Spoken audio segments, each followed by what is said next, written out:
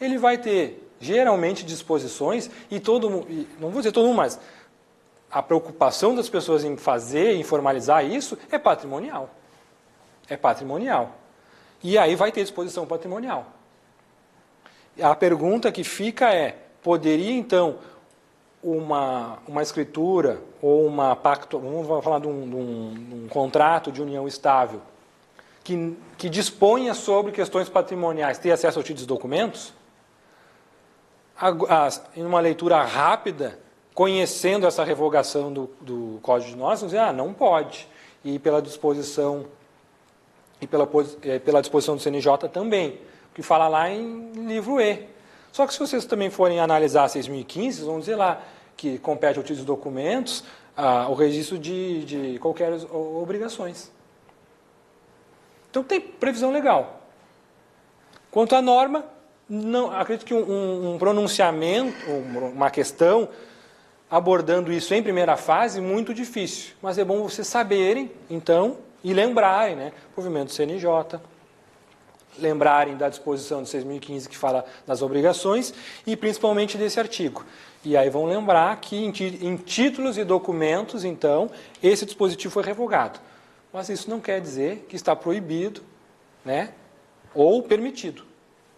Então, esse é o problema de concurso, né? A prática é uma, a lei é outra, na academia, na faculdade é outro, e prova é outro, bem diferente. Na prova tem que cair, em primeira fase, assim, de acordo com o artigo 597, serão feitos, e aí vai ter lá, 1, 2 e 3, e aí vão botar lá união estável. Está errado. 597 revogou. Ainda que possa ter doutrina ou em outros estados, etc., pelo 597 está errado. Agora, se cair pela 6.015, é outra conversa. E se for para discorrer sobre o tema, aí a segunda fase é diferente. Então, é aquela coisa, né? 4 verdades. Opa! Bom, a transcrição facultativa será feita apenas para a conservação do documento. O ato não prejudicará a competência de outra serventia. Isso né, tem uma implicação aqui no artigo seguinte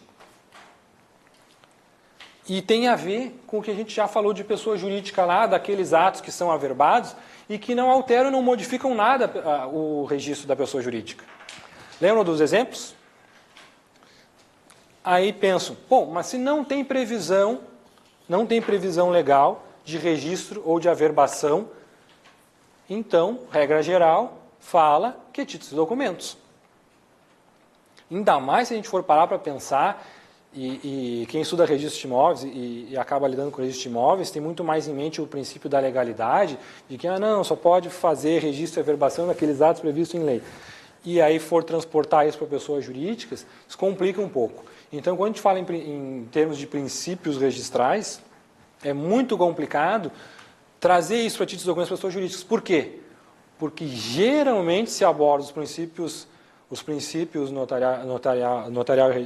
do âmbito notarial registral para ou registro de imóveis ou para atividade notarial.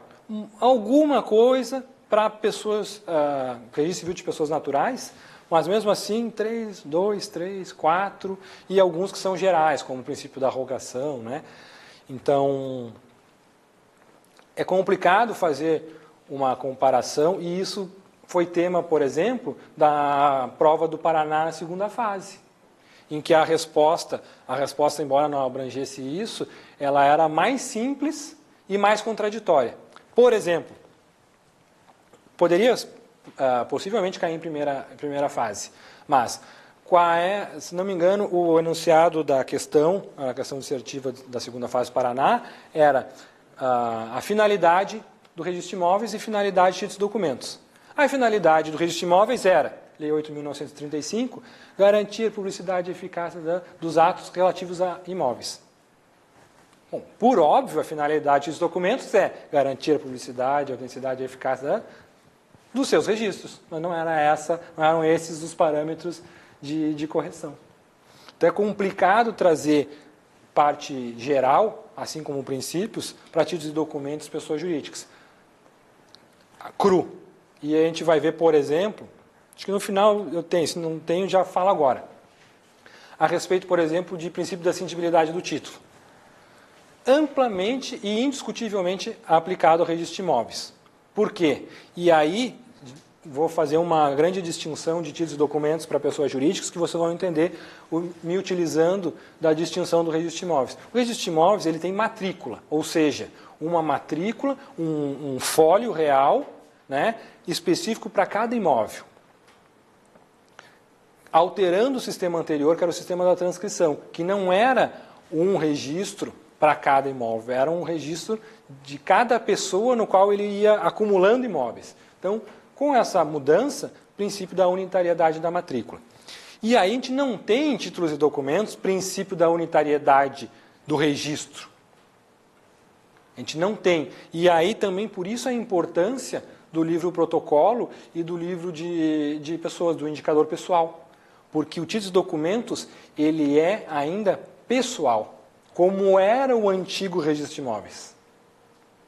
Só que com uma pequena diferença. O que a gente faz de vinculação no títulos e documentos pelo protocolo em nome da pessoa e dos dados da qualificação da pessoa, antes se fazia pelo dado do registro da pessoa no registro de imóveis anterior. Não sei se eu confundi muito, mas vou tentar resumir. Ou seja, não há um fólio de bem móvel em títulos e documentos. Não há um registro de bem móvel.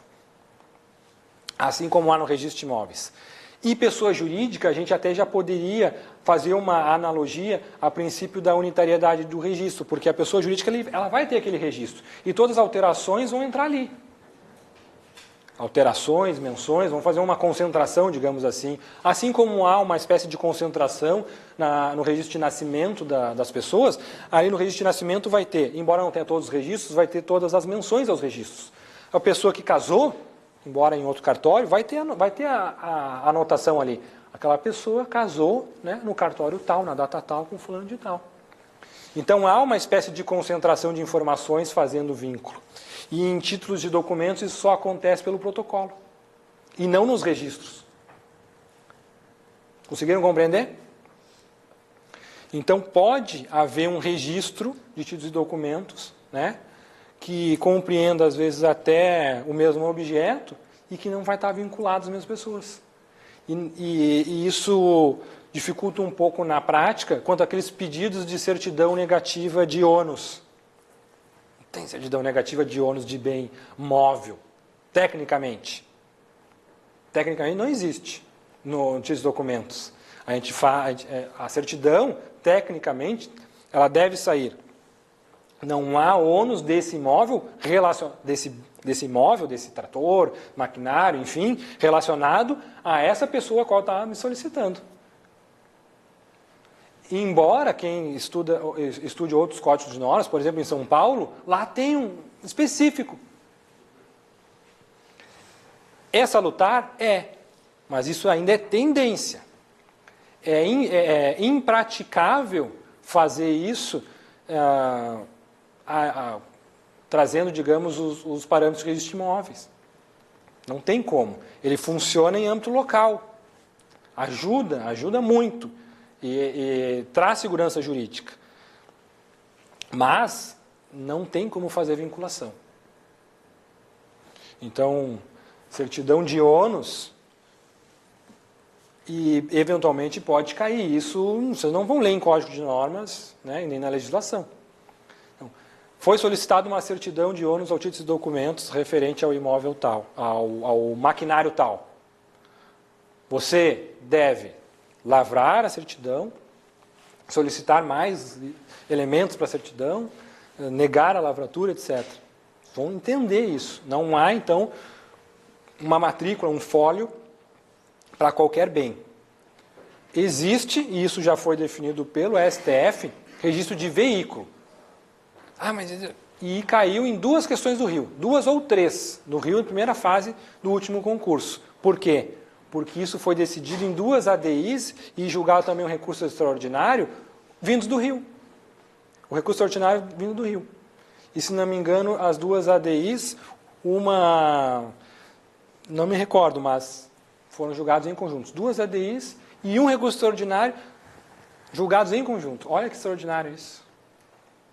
1361, parágrafo 1º, se não me engano, que era o tema de fundo. E no Rio caiu 2 questões em primeira fase. E aí, em segunda fase, o que cai? Maria da Penha.